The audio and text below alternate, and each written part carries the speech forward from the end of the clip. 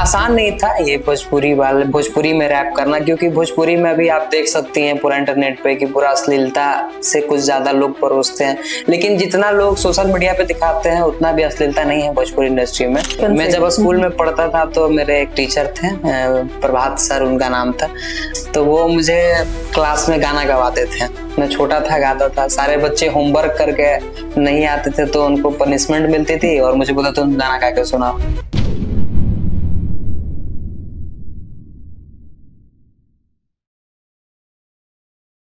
Hello दोस्तों, welcome to TVT podcast. आज हमारे साथ में बहुत ही मशहूर रैपर हैं, भोजपुरी रैपर आकाश चौहान जी। आइए उनसे मिलते हैं।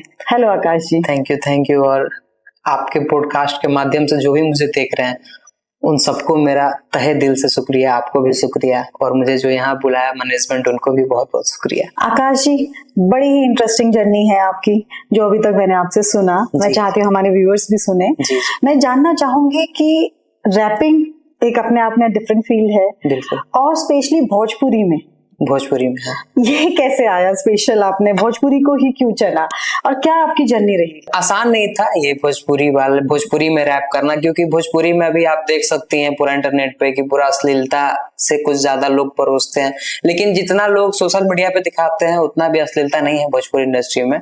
हर इंडस्ट्री में थोड़ा मोड़ा है। तो मैं गाना गा रहा था तो मुझे अचानक से आया कि मैं भी इन लोगों की तरह गाऊंगा तो फिर मेरा गाना क्यों सुनेंगे लोग। पवन सिंह का आपने नाम सुना होगा, खेसारी लाल जी का नाम सुना होगा, उन लोग का हर महीने में 3-4 गाने आते हैं, तो ऑडियंस को जब से कुछ न्यू नहीं देंगे तो लोग क्यों सुनेंगे। तो फिर मैंने रैप गाना शुरुआत किया और मैंने पटना के पारो सबसे पहला गाना बनाया था, बहुत हिट हुए वो। उसके बाद मैंने चेक जो पंजाबी गाने उसका एक भोजपुरी रीमेक बनाया, वो भी बहुत हिट हुए। उस पर दिलजीत दोसांझ, सोब, पंजाब के बहुत सारे सिंगर आर्टिस्ट ने कमेंट किया उस पर कि भाई आप बहुत अच्छे बना रहे हो। बहुत ही बढ़िया। लेकिन इसकी शुरुआत कैसे हुई? आपके माइंड में कैसे आया कि आपको एज अ सिंगर आपकी जर्नी की करनी ये तो मैं बहुत 9th क्लास से ही गाना गा रहा हूँ। अच्छा, बचपन से? मैं जब स्कूल में पढ़ता था तो मेरे एक टीचर थे, प्रभात सर उनका नाम था, तो वो मुझे क्लास में गाना गवाते थे। मैं छोटा था, गाता था, सारे बच्चे होमवर्क करके नहीं आते थे तो उनको पनिशमेंट मिलती थी और मुझे बोला तुम गाना गा के सुनाओ। तो तब से लगा कि मैं गाना गाता हूँ। धीरे धीरे पेरेंट्स का भी सपोर्ट मिला। शुरू में तो थोड़ा सा गाँव वगैरह का जानती हैं आप बिहार में, फिर धीरे धीरे उन लोगों ने भी सपोर्ट किया कि नहीं आप गाइए, तो यही से शुरुआत हुई और आज आपके सामने है। जैसे आपने बताया कि आपने बनारस हिंदू यूनिवर्सिटी से पढ़ाई करी, म्यूजिक में भी बहुत सारी चीजें सीखी, तो क्या ये आसान जर्नी है, इजी है? नहीं, आसान तो नहीं है, लेकिन उतना मुश्किल भी नहीं है कि किया ना जा सके। आप म्यूजिक के साथ एक नया वेरिएशन लेके आती हैं अपने इंडस्ट्री के लिए, अपने काम में, तो सफलता हमको लगता है कि मिलेगा ही आपको। तो आपने जैसे अब हम दिलजीत दोसांझ जी इतने बड़े आर्टिस्ट हैं अब, और उन्होंने अपने इंटरव्यू में बताया कि उन्होंने मैनिफेस्ट किया था कि वो अपने आप को ऐसे हजारों लोगों के आगे गाते हुए देखेंगे। तो क्या आपने भी ऐसे कोई मैनिफेस्टेशन बचपन से ही रखा था कि मैं इतना बड़ा सिंगर बनूंगा, रैपर बनूंगा? और मैंने जितना सोचा था उसका 10% है अभी।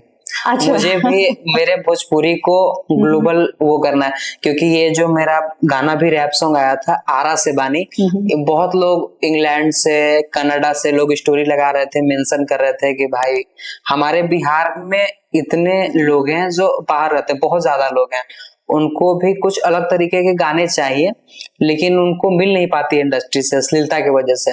तो बस मेरा टारगेट यही है कि मैं उन लोगों के लिए गाना बनाऊंगा जो हमारे बिहार के बाहर रहते हैं और उनको कुछ नई टाइप के गाने चाहिए। तो आप अपने गाने जब लिखते हैं जी, तो उससे पहले क्या थॉट होते हैं आपके माइंड में कि मैं किस थीम के ऊपर गाना बनाऊं? मेरा यही होता है, मेरा सबसे पहले मैं सोचता हूँ कि भोजपुरी में जितने भी सिंगर हैं उनका लक्ष्य होता है कि मेरा गाना ट्रैक्टर में बजे, शादी में बजे, लेकिन मैं सोचता हूँ मेरा गाना मर्सिडीज में बजे, ऑडी में बजे, तो मैं उस लेवल का गाना बनाऊं। तो वो सब सोच के आप अपने गाने लिखते हैं? सब सोच के मैं कहीं से कुछ खनक लेके बहुत कुछ मेहनत करके लिखता हूँ मैं। आपकी अब तक की जर्नी में आपका कैसे रहा? सब कुछ आपको इजी मिलता गया? क्या उसके पीछे कोई स्ट्रगल भी रही? नहीं, देखिए स्ट्रगल तो बहुत सारी रही। मैंने शुरुआत जब किया था तो मैं 9 क्लास से मेरा एल्बम आने लगा था, लेकिन मैंने शुरुआत 3 क्लास से ही कर दिया था। तो मेरे गांव के लोग जो थे, गांव के लोगों का आज भी बहुत छोटा मेंटेलिटी होता है, और मैं एक राजपूत फैमिली से था, तो मेरे पापा को ताना वगैरह कि अपने बेटे को नचनिया बजनिया बना रहे हैं। यहाँ के रिलेशन वाले लोग भी बोलते थे कि अपने बेटे को नचनिया बजनिया बना रहे हैं पैसों के लिए, और भी बहुत सारे कि मतलब नाचता है गाता है, ये वो बहुत सारी दिक्कतें थी। फिर लेकिन मेरे पापा ने मुझे शुरू में तो बोला कि सब में कुछ नहीं रखा हुआ है, मतलब डॉक्टर बनो, इंजीनियर बनो, और बचपन से सीबीएसई स्कूल में हम लोग को पढ़ाए थे वो।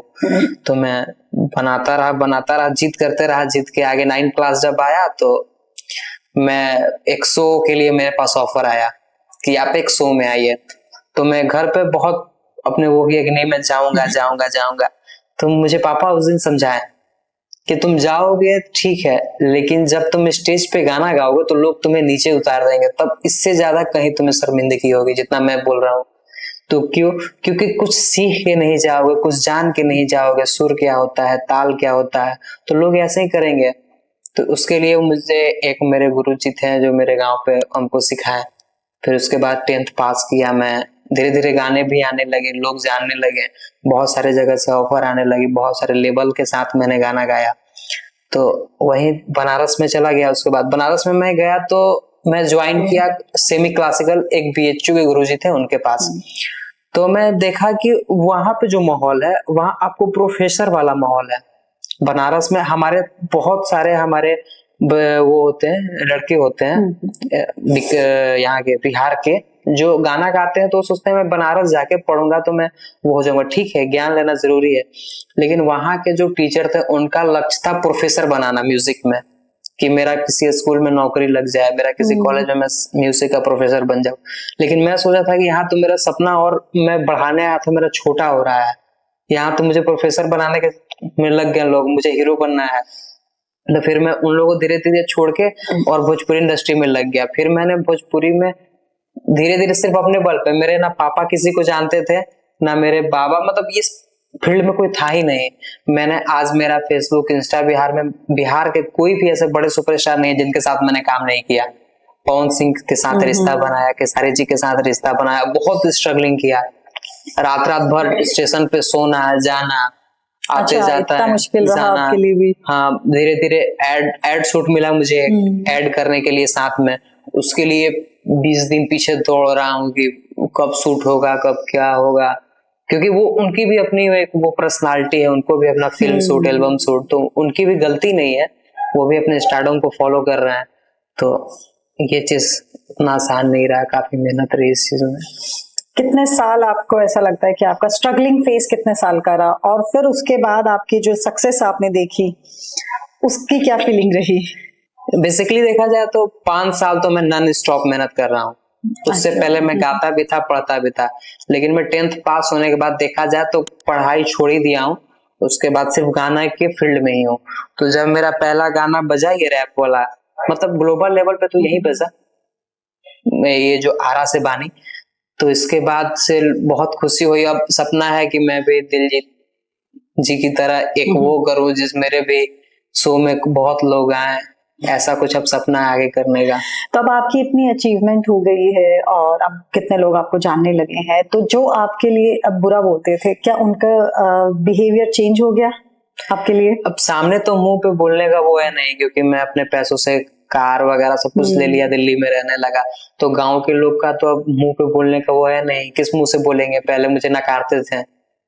लेकिन अभी भी मुझे सुनने में आता है कि पीठ पीछे बोलते हैं वो लोग, वो तो बोलेंगे, वो तो कुछ भी कर लीजिए बोलेंगे, वो तुम लोगों के लिए ताजमहल भी बना दीजिए गांव में तो वो लोग बोलेंगे। हर गांव की कहानी है ये कि जो कुछ कर रहा है उसको कैसे भी वो करना है, रोक दे, अब हाँ। कर नहीं पाए। हमारे यहाँ से पवन सिंह जी चुनाव लड़े थे अभी सांसद वाला काराकाट से, तो मेरा गांव उसी में आता है। तो वो काफी मुझे हमेशा कॉल वगैरह करना कि बाबू क्या सिचुएशन है, क्योंकि मेरा पहले से रिश्ता था।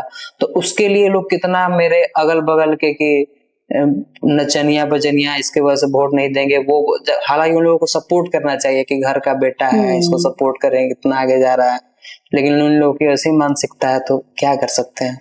मोदी जी को भी पीठ पीछे लोग बोल रहे हैं। ऐसा कोई इंसान जो अब तक की आपकी स्ट्रगल में जिसने आपका साथ नहीं छोड़ा हो? हाँ, स्ट्रगल में तो 2-3 लोग हैं जो मेरा अभी तक साथ में। मेरा एक दोस्त है मंथन, वो भी मेरे साथ है।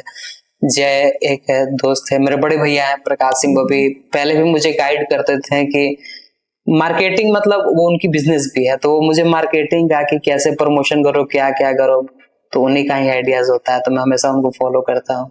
तो भोजपुरी इंडस्ट्री की बात करी जाए जी। तो वहां पे थोड़ी वल्गैरिटी ज्यादा है, अश्लीलता जिसको हम बोलते हैं वो थोड़ा ज्यादा है। हाँ। तो आपके माइंड में कैसे कम आया कि इसको इस तरह से गानों को नहीं रखा जाए कि जिसमें ऐसा कुछ वल्गैरिटी वर्ड्स निकले? मैं आपसे एक बात बोला कि भोजपुरी इंडस्ट्री के सारे लगभग कलाकार को एक ही वो होता है कि मेरा गाना ट्रैक्टर में बजे, टेम्पू में बजे, शादी के नाच में बजे, लेकिन मेरा सपना था कि मुझे ऑडी मर्सिडीज में बजना है, तो मुझे इस लेवल के गाने बनाने पड़ेंगे, अश्लीलता से हट के कुछ अलग बीट, कुछ वेस्टर्न बीट ऐसा लेके, तो वैसा ही मैंने सोच के बनाया। और देखिए अब अश्लीलता तो हर जगह है, बॉलीवुड में भी है, आप देख सकती हैं। ये है कि ये लोग शब्दों से बोल देते हैं इसलिए बदनाम है, बॉलीवुड दिखा के भी बदनाम नहीं है। वो देखा जाए तो एक एंगल से तो आप वही बोल रही हैं, सेम है। कैसा रहा आपका इंडस्ट्री में जब आपने एंट्री करी, तो वहां पे जो बड़े कलाकार रहे उन्होंने आपको सपोर्ट किया, या वहां पे भी आपका स्ट्रगलिंग फेज काफी लंबा रहा? देखिए मैंने काम तो सबके साथ किया है, और खेसारी लाल जी जितना मेहनती मुझे लगते हैं, मुझे लगता है उसका हम लोग 20% 30% भी हो जाएंगे तो जीवन में बहुत कुछ कर लेंगे। वो बंदा रात भर शूटिंग करता है, दिन भर रिकॉर्डिंग करता है, मतलब सोता नहीं है बंदा, वो इस लेवल पे है फिर भी। तो उनसे सीखने वाली चीज है, पवन सिंह जी से गायकी सीखने वाली चीज है। और हमारी इंडस्ट्री में एक चीज है, जैसे पंजाबी में आप देखती होंगे एक दूसरे का लोग सपोर्ट करते हैं, जो पीछे से निकल के आया, तो लेकिन भोजपुरी में ये नहीं है। अच्छा, भोजपुरी में ये नहीं करते हैं सपोर्ट लोग। तो सोचते हैं कि हम ओकरा बारे में बोल दें तो ओकर नाम हो जाए, ये हो जाए, वो हो जाए, थोड़ा सा मानसिकता को लेके, लेकिन ऐसा नहीं होना चाहिए। छोटा कलाकार निकल रहा है, उसको थोड़ा सा सपोर्ट करना चाहिए, मुझे लगता है ऐसा। तो जब आपने फर्स्ट गाना अपना रिकॉर्ड करने का सोचा, तो क्या इजी था? क्योंकि आपको तो कोई एक्सपीरियंस भी नहीं था। कोई एक्सपीरियंस भी नहीं था, और फैमिली बैकग्राउंड भी वैसे नहीं थी। जब मेरा फर्स्ट गाना आया तो मैं 9th क्लास में था, और मुझे पापा लेके गए पटना। मेरा घर पटना से 100 किलोमीटर दूर है। तो वहां पे ऐसा सिचुएशन था कि वो बड़ी लेवल थी, तरंग म्यूजिक उसका नाम था, वो बड़ी लेवल थी, उसमें गाना गाने गया। तो मैं वहां पे ऑलरेडी बहुत बड़े कलाकार थे, तो वो लोग टाइम देती है कि आप रात को 8 बजे आइए, 9 बजे आइए। तो मुझे याद है कि मेरे पापा मुझको वो समोसा खिला के दो, गांधी मैदान बगल में था, गांधी मैदान में सो के हम लोग वो किए। उसके बाद जब मैं ये कोरोना आ गया 2021 में, तो घर से ही काम चलता था। तो उसके बाद काफी काम मेरे रुक गए थे गाने को, मतलब ना लेवल भी छोटे आर्टिस्ट को साइन नहीं कर रही थी। तो फिर मैंने क्या किया कि मैं अपने 2-3 दोस्त को मैं लेके अपना एक ग्रुप बनाया कि आप 2000 देना, मैं 2000 दूंगा, आप 2000 दीजिएगा, हम लोग चलिए पटना रहते हैं। तो वो लोग दोस्त मेरे मतलब उस टाइम बहुत सपोर्ट किए हमको। घर से बोड़ा में चावल दाल सब्जी लेके हम लोग ट्रेन से आते थे, और ट्रेन से उतर के पटना फ्लैट पे लेके आते थे। और खाना में क्या खाते थे? सिर्फ सोयाबीन और चावल, क्योंकि 10 रुपए का सिर्फ सोयाबीन ही आता था, और उससे घर से 200-300 रुपए मिडिल फैमिली में मिलते हैं। अब वो भी किराया भी देना होता था, खाना भी होना होता था, और वही सोयाबीन चावल दिन रात वही खाते थे, वही खा के काम करते थे। उसी में मेरा एक दोस्त, जो मैं आपको नाम बताया मंथन, वो भी अपना एडिटिंग सीख गया, बहुत अच्छा एडिटिंग करता है वो। और मैं गाना मेरा और ब्राइट हो गया, पहले से गाता था तो और लोग जानने लगे। तो ये जो बीच की वो पटना वाली थी ना, एक रूम था, 5 लोग थे, कॉमन वॉशरूम था, खाने में सिर्फ वही गिना चुना 2-4 चीजें आप खाते थे। और बाहर वाले रिश्तेदारों का भी ताना कि नचनिया बजनिया ये वो। तो ये सब आपने काफी फेस किया? बहुत ज्यादा, मतलब मैं आपको बता नहीं सकता कि हमारे रिलेशन के लोग, मैं अपने कोई भी रिलेशन में नहीं जाता हूँ, इसीलिए मैं सोचता हूँ कि अब जब रेंज रोवर ले लूंगा तभी जाऊंगा। बहुत बोले हैं लोग पीठ पीछे कि अपने लड़के को नचनिया बजनिया बनावत रहे, हाई बनावत रहे, हाउ बनावत रहे। जो आपकी जर्नी रही, और जब आप अब जो सक्सेस देख रहे हैं, तो आपको क्या फील होता है? अच्छा तो लगता है, बहुत अच्छा लगता है कि आदमी अपने जो मैंने डिसाइड किया था उसमें आगे बढ़ रहे हैं, लोग जानने लगे, बहुत अच्छा लगता है। लेकिन मुझे लगता है कि अभी ये 10% है, अभी मुझे आपको बहुत आगे जाना है, मुझे अपने भोजपुरी को ग्लोबल लेवल पे लेके जाना है। तो आपने जब आप कह रहे हैं कि आपको भोजपुरी को ग्लोबल लेवल पे लेके जाना है, तो जी। उसके लिए क्या सोचा आपने? कैसे आप अलग तरीके से कुछ और रैप्स लेके आएंगे? हाँ, आपके रैप में सबसे ज्यादा क्या चीज आप बोलते हैं? मेरे रैप में सबसे ज्यादा होता है बिहार की रॉयलिटी। जैसे आप देख लीजिए, बहुत लोग कमेंट भी करते हैं कि बिहार मतलब मजदूर, बिहार मतलब मजदूरी, बिहार मतलब दिहाड़ी। ऐसा कुछ नहीं है, बिहार के भी बहुत बड़े बड़े लोग हैं। बिहार में भी मतलब अभी गुड़गांव में भी आप देख सकते हैं, बहुत सारे बिजनेस सीईओ बिहार से हैं। तो मैं उन लोगों को दिखाता हूँ कि मतलब बिहार सिर्फ पीछे नहीं है, बस सोशल मीडिया पे पीछे है, रियल में आगे देखिए वो कितना आगे है। हमारे यूथ को कुछ आप आगे बढ़ाने के लिए, कि आजकल यूथ बड़ा जल्दी डिस्ट्रैक्टेड है, मोबाइल से भी डिस्ट्रैक्टेड है, बहुत सारी चीजें हैं, तो उनको मोटिवेट करने के लिए भी कुछ आप अपने रैप्स में इंक्लूड करने वाले हैं? ऐसा कुछ सोचा है आपने?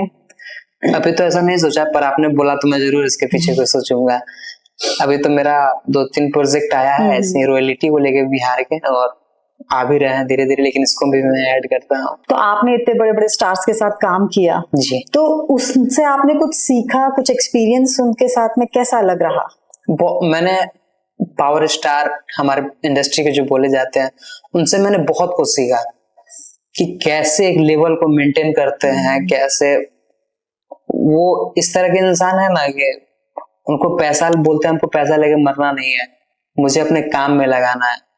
वो 2 करोड़ कमाते हैं तो 3 करोड़ के प्रोजेक्ट बनाने के पीछे वो लगते हैं।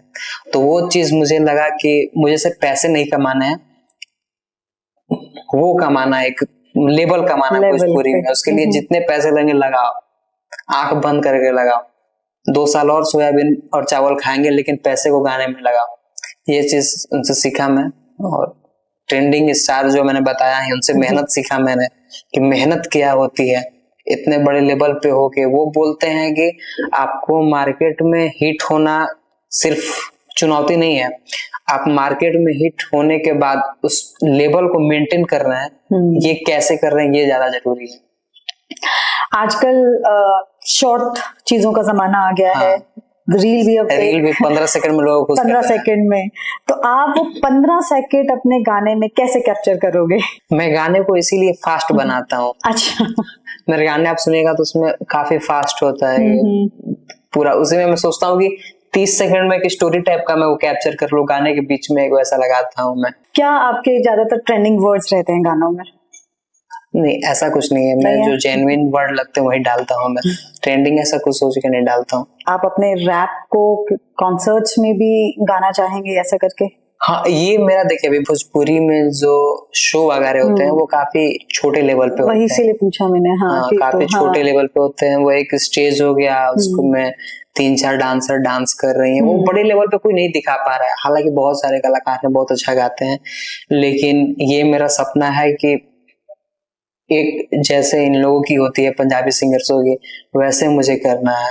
और मुझे पूरा विश्वास है कि मैं अगर दिल्ली में करूँ, बेंगलोर में करूँ, मुंबई में करूँ, तो वो जितनी उन लोगों की ऑडियंस आती है उतनी हम लोग की भी आएगी। क्योंकि बिहार ही एक ऐसा स्टेट है जहाँ के लोग पूरे भारत में मिल जाएंगे आपको, और एक अच्छे लेवल पे मिल जाएंगे। मैंने गुड़गांव में देखा था एक चीज, दीपावली में, पिछली दीपावली को, दीपावली से छठ के बाद लग रहा था गुड़गांव में कोई है ही नहीं, पूरा खाली। तब मुझे पता चला कि कितने बिहारी लोग हैं गुड़गांव में। हमारे खुद सोसाइटी में जहाँ गाड़ी लगाने की जगह नहीं, पूरा खाली सोसाइटी। तब मुझे लगा कि नहीं, अब मुझे करना पड़ेगा इन लोगों के लिए भी। आप भी अपनी बिहार रैपिंग को इतना बड़ा बनाना चाहते हैं कि कॉन्सर्ट्स में उनके भी होने लगे? हाँ, यहाँ ही नहीं, मेरा सपना है कि बहुत लोग स्कॉटलैंड में रहते हैं, थाईलैंड में रहते हैं, तो उन लोगों को बहुत सारे मैसेजेस वगैरह आते हैं मेरे पास। तो मैं सोचता हूँ कि वहां भी हो भोजपुरी का प्रमोशन। तो अब तक की आपकी जो सक्सेस जर्नी रही जी, उसमें आम जनता, जिनको हम बोलते हैं नॉर्मल पब्लिक, जो सुन रहे हैं, जो आपको पर्सनली नहीं जानते, वो कैसे सपोर्ट करते हैं आपको? मुझे देखिए, बिहार से तो मुझे सपोर्ट मिला ही, ऑडियंस का मिला ही। मुझे पंजाबी इंडस्ट्री से बहुत सपोर्ट मिली। अच्छा। द ग्रेट खली जो हम लोग बचपन में देखते थे, उन्होंने मेरे गाने पे 4 रील्स बनाए, जबकि मैं उनको जानता भी नहीं हूँ। तो वहां से गाना एक अलग लेवल पे आ गया। और एक पंजाब के बहुत बड़े सिंगर है, उन्होंने पर्सनली मैसेज किया कि भाई तुम बहुत अच्छा काम कर रहे हो, बहुत अच्छा काम कर रहे हो। इसी तरह भोजपुरी को भी जरूरत है ऐसे कलाकारों की। तो मुझे लगा कि अब तो मेरा वो गाना आपके बनाना लिए सफल हो गया, मोटिवेशन हो अब गए। मैं और रफ्तार अपना उसमें मैं वो कर दिया कि और मैं जाऊंगा और तेजी से गाने बनाऊंगा और लोगों के लिए अच्छे अच्छे गाने बनाऊंगा। तो अब तक की आपकी लाइफ जर्नी में फैमिली ने कितना सपोर्ट किया, आपकी ओवरऑल फैमिली की बात करी जाए तो? फैमिली देखिए मैम, बचपन से ही मुझे सपोर्ट की, क्योंकि हमारे तरफ मतलब इन लाइनों को अब तो लोग सपोर्ट कर रहे हैं, और जब मैंने शुरुआत किया था तो लोग थू थू करते थे कि ये क्या है, ये नचनिया बचनिया ये वो। मेरी मदर हाउसवाइफ है और वो उसी से मुझे गाने का मुझे लगता है कि वो मिला है। वो बहुत अच्छा गाना गाती है, लता जी का। अच्छा। हाँ, तो उससे ही मुझे मिला है, हमको लगता है ऐसा।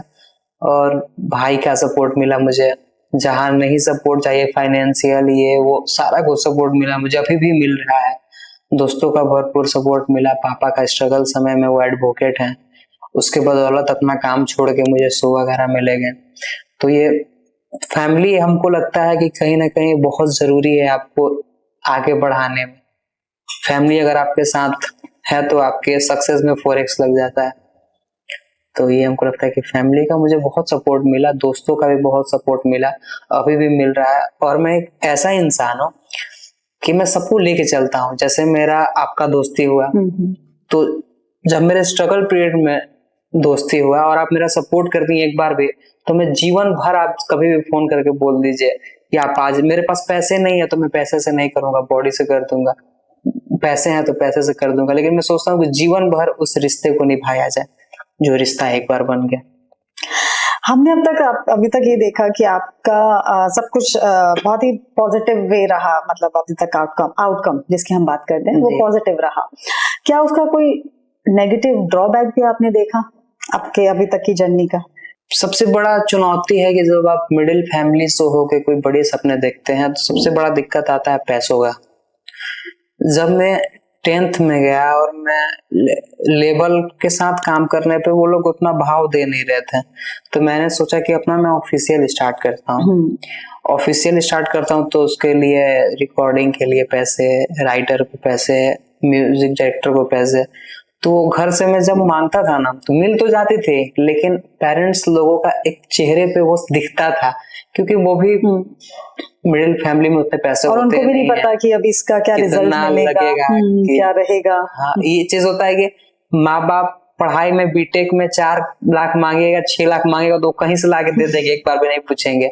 वहीं 10,000 गानों के लिए मांगिएगा शुरू में, तो थोड़ा सा उनका डाउट होता है कि क्या करेगा नहीं करेगा। तो वो चीज जब मैं मांगता था तो मुझे अंदर से बहुत खराब लगता था। वहीं से मैंने सोचा कि अब मैं इसके साथ धीरे धीरे ऐसा काम करूंगा कि धीरे धीरे मुझे कुछ फंडिंग आए, कहीं से घर से ना मांगना पड़े। उसके लिए मैंने बहुत स्ट्रगल किया, बहुत ज्यादा स्ट्रगल किया उसके लिए मैंने। और मैं बताता हूँ, मुझे एक ऐसे इंसान से भेंट हुआ जीवन में जिसके बाद मेरा जीवन बदल गया। मैं पार्ट 1 में, अभी पार्ट 3 में हूँ पीके में, तो मैं पार्ट 1 का परीक्षा देने जा रहा था, तो मुझे एक शख्स से मुलाकात हुआ और वो मुझसे लिफ्ट मांगा कि भाई वहां तक मुझे छोड़ दो। तो मैं उसको बैठा के ले गया, बोलते तुम क्या करते हो? तो मैं गाना गाता हूँ और ये वो। तो उसने मेरा नंबर ले लिया, उसने मुझे 5 दिन बाद कांटेक्ट किया कि भाई मेरा एक ऐसा काम है एड वाला, आप करा दोगे? तो मैं एड वाला काम के लिए, मुझे लगा कि इतना क्या ही होगा, और वो बहुत बड़े बड़े डील थे। वो मेरे साथ 10 किलोमीटर बैठ के गया होगा, लेकिन वो मुझे जान गया 10 किलोमीटर में कि मैं फ्रॉड मतलब फेक लड़का नहीं हूँ। मुझे आंख बंद करके पैसे भेज दिए, लेकिन मैंने भी उनको काम करके दिया। उसके बाद से वहां से मुझे कुछ पैसे आए, वहां से मैं मतलब जीवन में शुरुआत हुआ वहीं से आने का। तो 5,000 आता था तो वो 200 में चल जाता था। तो वहां से जब पैसे आए तब मेरे जीवन में एक रफ्तार आया। तब हमने बहुत जगह इन्वेस्ट किया गाने में, शेयर में, कि वहां से कुछ प्रॉफिट आया तो उससे गाने बनाऊंगा बहुत सही वे से। क्योंकि मेरे पास मेरा भाई था, तो उसको फाइनेंशियल, वो पढ़ा लिखा था, सब कुछ नॉलेज थी, तो मैं उसको ही दे दिया पूरा कि भाई तुम लगाओ, लेकिन मुझे इतने पैसे चाहिए हर महीने अपने गानों के लिए। तो वहां मेरे वो चीज मैं जीवन में कभी नहीं भूल सकता हूँ। वहां से मेरा लाइफ चेंज हुआ कि एक अनजान आदमी आपको सफर में मिल गया, वो आपके लिए क्या कर सकता है। क्या पता आपने इतना भगवान से इतना मांगा हो, मैनिफेस्ट किया हो, हमको लगता है कि वो आपकी भगवान ही थे यहाँ जर्नी में हम सपोर्ट लोग के लिए। तो करने आए। भगवान ही थे, क्योंकि गरीबी में जब आपको कोई पैसा देने वाला मिल जाए तो समझ लीजिए भगवान ही भेजे उसको। तो आज भी आप उनके टच में हैं? हाँ बिल्कुल, मैं बहुत रिस्पेक्ट करता हूँ उनका। मतलब एक काम ही था उनका, लेकिन जब मैं वो काम कर दिया तो वहां से मुझे बहुत सारे जगह से ऑफर आने लगे कि आप कर दीजिए, मेरा भी कर दीजिए, मेरा भी कर दीजिए। तो वहां लेकिन से शुरुआत वहीं की, शुरू हो गया, शुरू वहीं से किए। और आज वहां से जब मैं 2022 के लास्ट से स्टार्ट हुआ हूँ, अभी तक मैं नहीं रुका हूँ। अभी मैं भोजपुरी में कोई भी ऐसे कलाकार सिंगर नहीं है जो मुझे पर्सनली नहीं बोलते हैं कि भाई मेरे लिए भी काम करा दो या फिर मेरे साथ भी गाना ये वो लिख के। मैंने कल्लू जी के साथ भी काम किया, बहुत अच्छे इंसान है, भोजपुरी के बहुत अच्छे कलाकार हैं कल्लू जी, बहुत बहुत बढ़िया।